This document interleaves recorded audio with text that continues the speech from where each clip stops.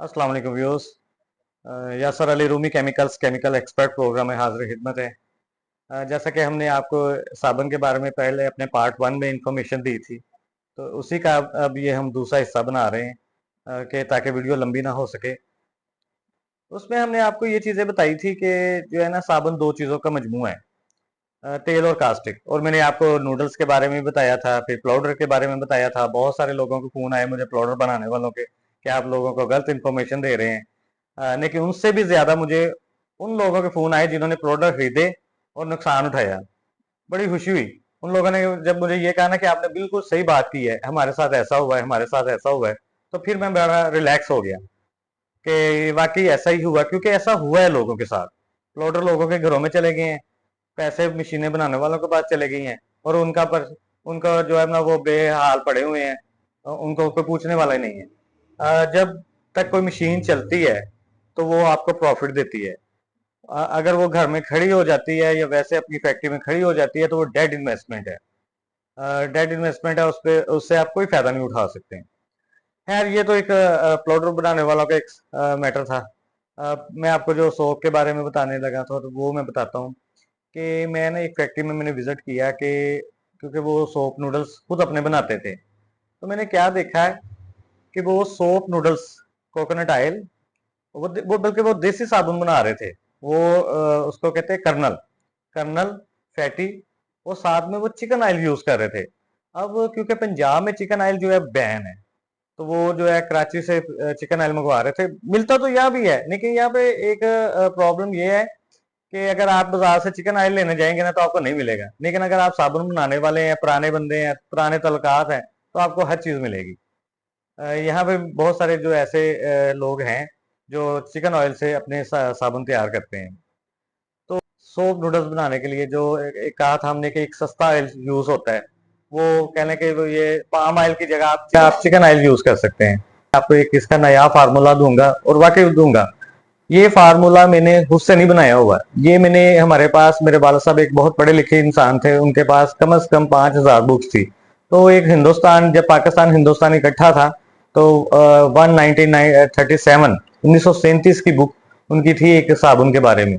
उसमें से मैंने फार्मूला लिया था और मैंने इसको बहुत दफा बनाया, और ये बड़ा अच्छा साबुन बनता था। मेरा एक दोस्त है, तो जब मैंने उसे कहा ना कि ये साबुन ऐसा बनेगा कि ये 3 महीने, जो 1 किलो साबुन जो है तुम्हारा 3 महीने चलेगा, तो मुझे आगे मजाक से कहने लगा कि 3 महीने नहीं, कम से कम साल ना चलना चाहिए। तो मैंने उसे कहा, फिर मैंने कहा, तो साबुन के ऊपर शापा चढ़ा के नहाया कर, तेरा 1 साल का 10 साल चल जाएगा। खैर, ये तो मजाक था।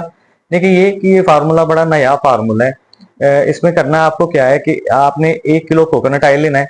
वैसे कोकोनट ऑयल चाहे तो वो तेलों की दुकान से ले, वरना वो ओकी जो मिलता है कैन में, येलो कलर की कैन में मिलता है ओकी, 17 किलो की कैन होती है। वो वाला 1 किलो ओकी ऑयल लें। और आपने उसमें क्या करना है, 50 ग्राम ग्लिसरीन डालनी है। 50 ग्राम ग्लिसरीन डालनी है, और उसके बाद उसमें आपने ½ किलो, 39 डिग्री, याद रखें 39 डिग्री का कास्टिक लिक्विड डालना है। अब आपके पास अगर हाइड्रोमीटर नहीं है तो आप सोच रहे होंगे कि कास्टिक को कैसे आप 39 डिग्री का बनाएंगे। तो इसके लिए मैं आपको एक आसान सा फार्मूला बता देता हूँ। 1 किलो कास्टिक पतरी लें, उसमें 2 किलो पानी डालेंगे तो वो आपका 39 डिग्री का कास्टिक लाई बन जाएगी। और अगर आपने पूरी पूरी बनानी है तो फिर आप ये करें कि आप 200 ग्राम कास्टिक पतरी लें, उसमें 400 ग्राम पानी डाल दें, ये आपका 600 ग्राम कास्टिक लई बन जाएगी। इसमें से आपने 500 ग्राम इस्तेमाल करनी है। 500 ग्राम कास्टिक लई, जब आपने कोकोनट ऑयल डालना है, फिर उसमें ग्लिसरीन डालनी है। अगर कोई कलर डालना है तो ठीक है, अगर नहीं डालना तो पहले डालना है, वो बाद में नहीं डलेगा। और इसके बाद आपने इसमें जो है ना, ये कास्टिक ग्लिसरीन डालने के बाद खुशबू भी उसी वक्त डाल देनी है। फिर आपने इसको कास्टिक लई को इसमें डालते जाना है, धार बांध कर, और साथ में हिलाते जाना है। जब ये आप इसे हिलाते जाएंगे तो ये क्रीम की सूरत में कन्वर्ट हो जाएगा, और क्रीम की सूरत में कन्वर्ट हो जाएगा तो आपने इनको उसी सांचे में डालना है जिनमें आपने इनको साबुन बनाना है। अगर आप ये बड़ा पीस 1 किलो का बना देंगे, 1.5 किलो का बन जाएगा ये, तो ये कटेगा नहीं। ये इतना हार्ड साबुन होता है कि ये कटेगा नहीं, लेकिन ये झाग इतनी बनाता है कि ये घुलेगा भी नहीं। क्योंकि ये बिल्कुल 100% प्योर ऑयल का साबुन है। इसी वजह से तो आम जो नूडल्स होते हैं उसमें तो सिर्फ ये 20% होता है या 10% होता है, बाकी 90% या 80% उसमें पाम ऑयल होता है, लेकिन ये 100% कोकोनट ऑयल का जो सोप होगा।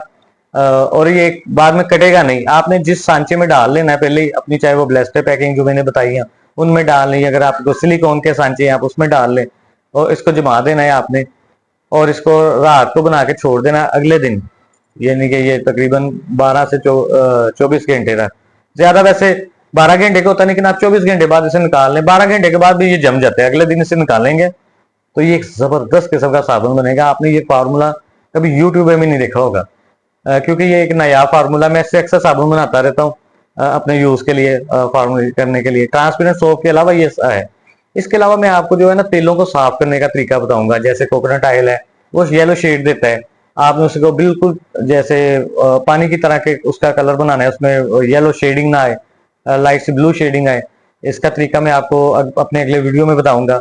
और कैसे इसमें चर्बी को कैसे साफ किया जाता है, फैटी को कैसे साफ किया जाता है, एलसी के तेल को साफ करने का, और बहुत सारी चीजों को कि जो है ना तेलों को साफ करने का तरीका बताऊंगा। ये मेरे आप अगले वीडियो में देखिएगा।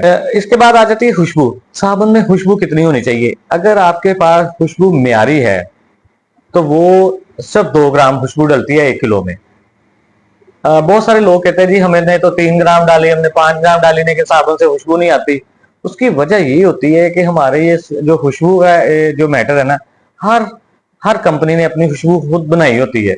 खुशबू कंपनियां तो बनाती हैं, आगे से जो दुकानदार है वो खुशबुएं खुद बना देते हैं अपने।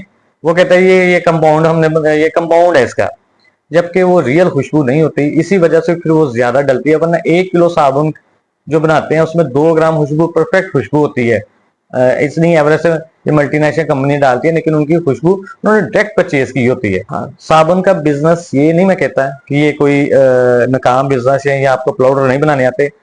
उस बंदे को ये काम करना चाहिए जिसको थोड़ा सा इसका एक्सपीरियंस हो, जिसको साबुन बनाने का एक्सपीरियंस हो। ये बड़े बड़े जो मल्टीनेशनल जो हमारे मुल्क की बड़ी बड़ी कंपनीज हैं, ये लोग 50-50 साल से साबुन बना रहे हैं। इनके घरों में पहले इनके जो बड़े वो साबुन बनाते थे, तो ये इनका क्या इतनी इस वजह से इतना एक्सपीरियंस होता है। चाबी का ड्राइवर नहीं बनना। चाबी का ड्राइवर मैं उसे कहता हूँ जो बस चाबी लगाई हो, गाड़ी चला ली, गाड़ी में कोई डिफेक्ट आ गया तो आपको पता ही नहीं कि इसको क्या कैसे करना है ठीक।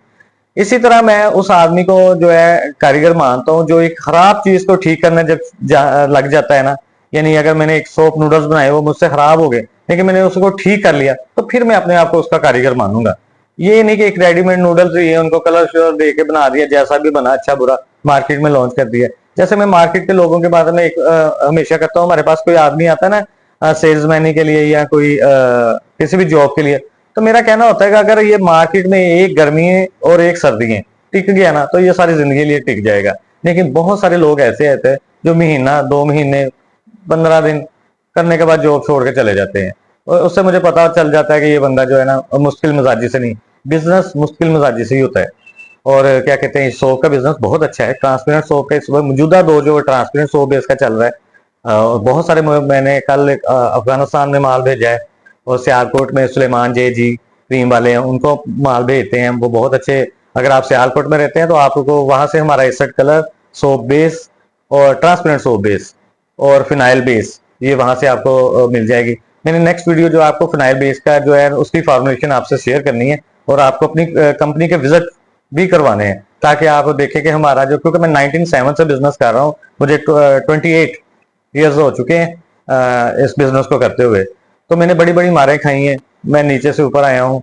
और कह लें कि इस वजह से मैं जो अपना एक्सपीरियंस लोगों में शेयर करता रहता हूँ। कोई बिजनेस करता है ना, जब स्टार्टिंग करता है तो मुझे अंदाजा हो जाता है कि इसमें है कि ये इस बिजनेस में ये आदमी रहेगा या नहीं रहेगा। सो बिजनेस नो डाउट बहुत अच्छा है, करना चाहिए। इसमें ये नहीं मैं आपको कहूँगा कि नहीं करना चाहिए, लेकिन इसमें आपको अगर थोड़ा सा एक्सपीरियंस है तो फिर करना चाहिए। अगर ये आप रेडीमेड नूडल्स लेके उनसे साबुन बनाएंगे तो ये आपको कोई प्रॉफिटेबल बिजनेस नहीं होगा। प्रॉफिट सारा जो है ना वो ये बड़ी कंपनी नूडल्स बनाने वाले ले जाएंगे। आपको नूडल्स बनाने आने चाहिए। अगर आपको इसके बारे में कुछ गाइडेंस चाहिए तो हम मुझसे जो है व्हाट्सएप पे नंबर, जो मेरा नंबर स्क्रीन पर दिया हुआ है, उससे बात कर सकते हैं, व्हाट्सएप पे बात कर सकते हैं, कॉल पे बात कर सकते हैं। जितना मेरे अंदर काबिलियत है मैं उतना तक इंशाल्लाह ताला कोशिश करूंगा आपको बताने की। बाकी आपका बहुत शुक्रिया कि आप मेरे चैनल को दिन ब दिन सब्सक्राइब कर रहे हैं और फॉलो कर रहे हैं। बहुत शुक्रिया आप लोगों का कि आप मुझे इस काबिल समझते हैं। ओके जी, अल्लाह हाफिज़।